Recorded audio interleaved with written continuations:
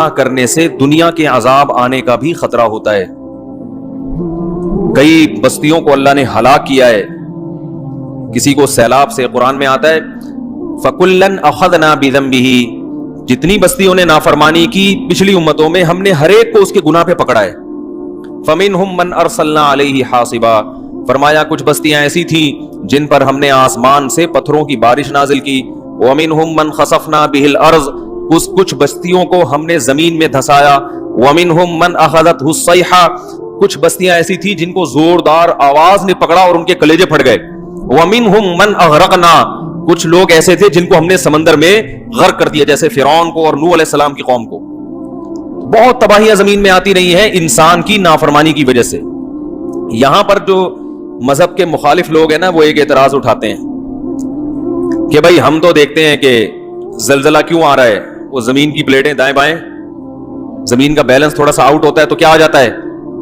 بول لو بھائی, ابھی آ نہیں رہا آپ کے بولنے سے, انشاءاللہ آئے گا نہیں, اللہ نہ کرے آئے. ویسے ہی جنرل نالج کے لیے کہ وہ پلیٹیں کیا ہو جاتی ہیں, دائیں بائیں ہو جاتی ہیں, بیلنس آؤٹ ہوتا ہے. زمین سے اتنی گیس نکل رہی ہے, پیٹرول نکل رہا ہے, تو جو خالی جگہ ہوگی وہ بھی تو پر ہوگی نا. بھائی امتحان میں لکھا ہوتا ہے نا سوال میں فل ان دا بلینکس, خالی جگہ پر کریں. تو جیسے امتحان میں خالی جگہ کا پر کرنا ضروری ہے, تو زمین میں بھی جو جگہ خالی ہوگی نیچر اس جگہ کو پر کرے گی. تو جب پر کرے گی تو یہاں سے خالی تو سارا ٹائم کھڑا الٹ پلٹ ہو جاتا ہے سب کچھ. تو وہ کہتے ہیں جو زلزلے آتے ہیں یہ کوئی اللہ کی نافرمانی تھوڑی ہے, تو ایک سائنٹیفک حقیقت ہے اس کی. اسی طرح سمندری طوفان سے اللہ ڈراتے ہیں, تو وہ کہتے ہیں سمندری طوفان کوئی قدرتی حادثہ تھوڑی ہے, یہ تو سائیکلون بنتا ہے, ہوائیں دائیں بائیں سے ہوتی ہیں تو ایک جگہ جا کے ٹکرا کے وہ موو ہونا شروع ہوتی ہیں. تو جب ہوائیں گھومتی ہیں تو سمندر کا میٹر بھی گھوم جاتا ہے. ظاہر ہے ہوا پانی کو چلاتی ہے نا, تو وہ سائیکلون بنتا ہے. وہ سمندر میں چھوٹا سائیکلون تو بنے گا نہیں, کیونکہ ہوا بہت ہوتی ہے. تو وہ جب بنتا ہے تو ہوتے ہوتے جب کنارے پر آئے گا, تو کنارے پر جو بھی شہر آئے گا, جو بھی گاؤں آئے گا, جو بھی بستی آئے گی, وہ اس کو ہٹ, بولو بھائی, کرے گا. کہتے ہیں وہ تو ہٹ کرے گا, اس کا گناہوں سے کیا تعلق, کیا خیال ہے بھائی. اسی طرح سیلاب آ جاتے ہیں, اور وہ ایک دلیل یہ بھی دیتے ہیں کہ دیکھو زیادہ تر تو نیک لوگ ہی تباہ و برباد ہو رہے ہیں.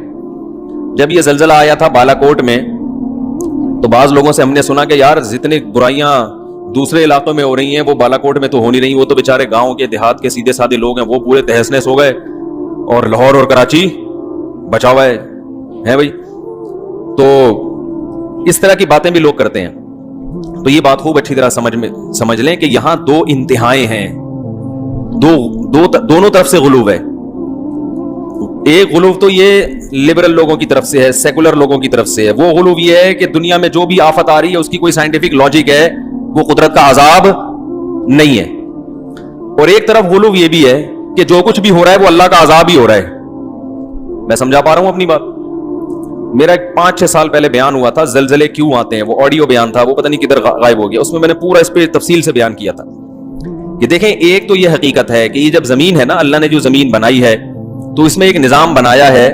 جیسے اللہ نے ہماری باڈی بنائی تو ہماری باڈی پہ جراثیم ہر وقت حملہ کرتے ہیں اور ہماری باڈی ہر وقت ان سے فائٹ کرتی ہے. یہ نیچرل ایک قدرت کا بنایا ہوا نظام ہے. کبھی کبھار وہ جراثیم ہم پہ غالب آ جاتے ہیں تو ہماری باڈی کیا ہو جاتی ہے, بیمار ہو جاتی ہے.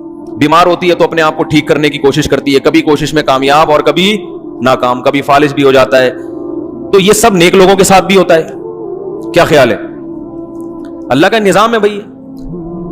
ابراہیم علیہ السلام نے قرآن میں کیا کہا, وَإِذَا مَرِضْتُ فَهُوَ يَشْفِينِ, جب میں بیمار ہوتا ہوں تو مجھے اللہ شفا دیتا ہے. تو یہ بھی تو ایک حادثہ ہے نا باڈی کے ساتھ.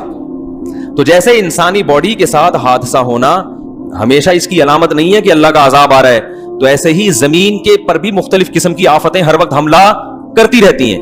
زلزلے بھی, قرآن کہتا ہے کہ ہم نے زمین کے بیلنس کو برقرار رکھنے کے لیے بڑے بڑے پہاڑ اس پہ ڈال دیے ہیں جو میخوں کی طرح گڑ گئے ہیں. اس کا مطلب کیا ہے کہ زمین ڈس بیلنس, بولو نا بھائی, ہوتی ہے. زمین ڈس بیلنس ہوگی تبھی تو اس کو بچانے کے لیے پہاڑ ہیں. ہاں اسی وجہ سے دیکھو پہاڑی علاقوں میں زلزلے زیادہ آتے ہیں, اس لیے کہ وہاں زمین زیادہ ڈس بیلنس تھی, تبھی اللہ نے کیلیں ٹھوک دی نا. پتہ نہیں کیا ہو گیا آپ لوگوں کو, چھوڑ کے اچھا مطلب تیار کر کے گیا تھا 1.5-2 مہینے میں پھر ویسے ہی ہو گئے. آپ اسی کے لیے بیٹھے ہوئے, ہر وقت یوں گھماتے رہتے ہیں کہ اس کو پیچھے کرو.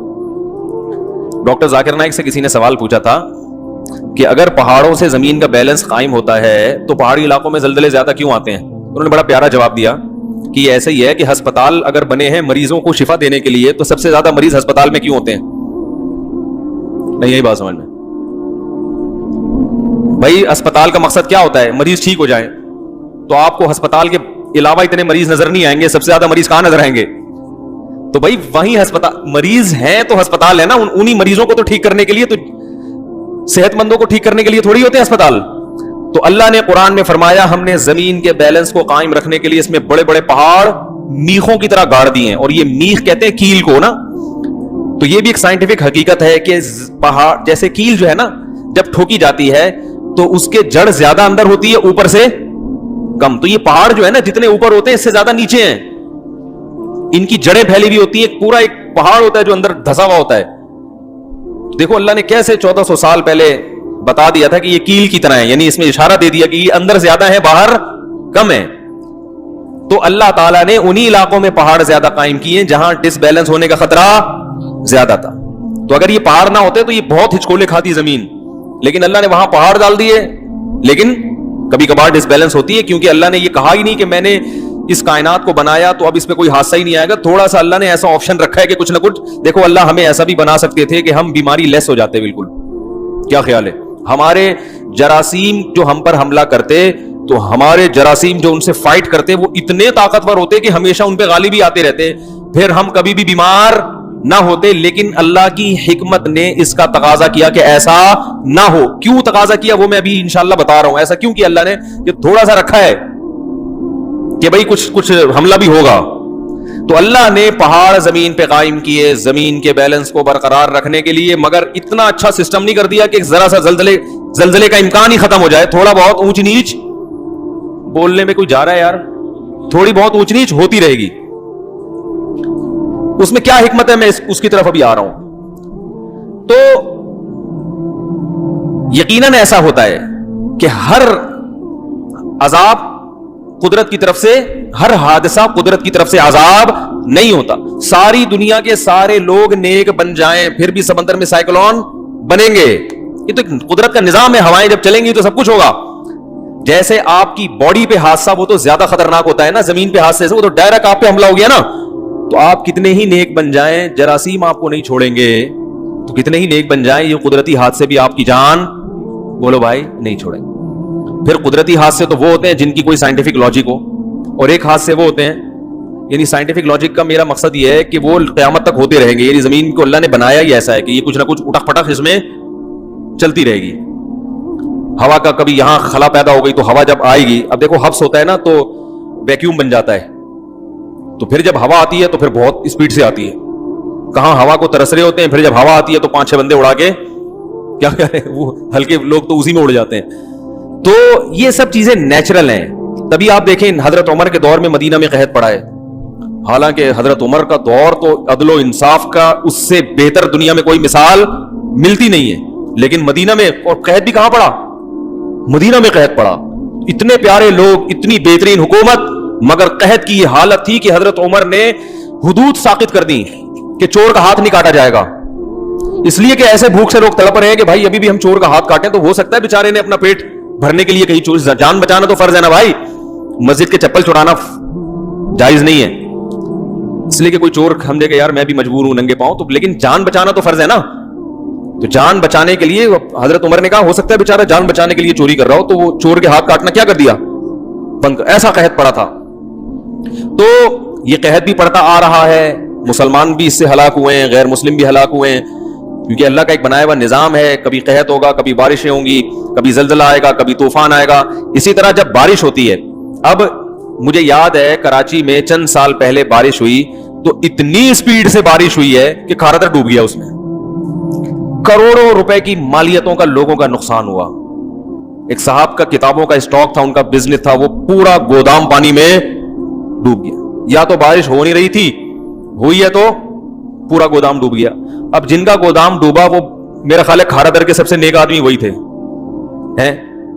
اب اس بارش کو اگر آپ کہو کہ یہ اللہ کا عذاب ہے تو عذاب کیا گلشن اقبال والے کھاراتر والوں سے زیادہ نیک ہے کیا؟ گلشن والوں کو کچھ بھی نہیں ہوا.